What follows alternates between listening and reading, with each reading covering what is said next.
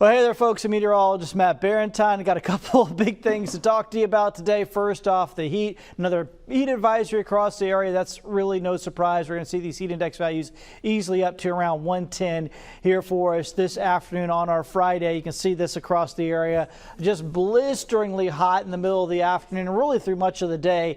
We're going to see triple-digit heat index values. So do your best to stay cool, stay hydrated, all that good stuff out there today.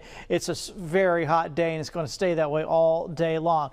Weather story number 2, down in the tropics. Of course, we are keeping an eye on this developing tropical system. It's now approaching Cuba, the Turks and Caicos. You can see that down there. It's going to be working its way into the southeastern Gulf here before too long.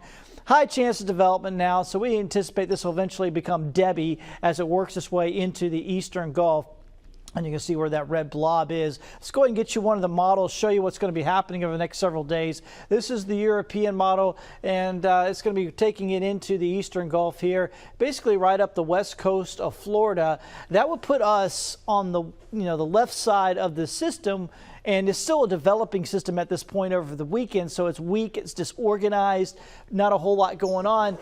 They're going to get a ton of rain in the peninsula of Florida while we're on the dry side of things. So I don't think we're going to get a whole lot of direct impacts out of this. Now, things will get churned up in the Gulf. We'll see the rip current risk go up, that sort of thing.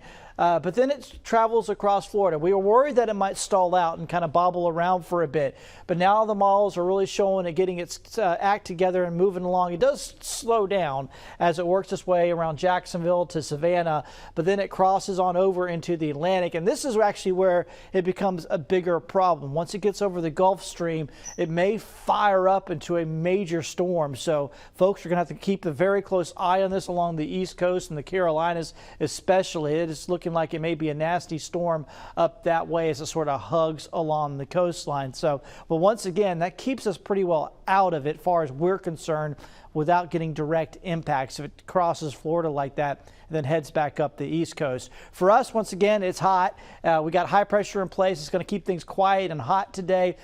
Rain, I think, will be few and far between. Again, like yesterday, we didn't have much rain around yesterday.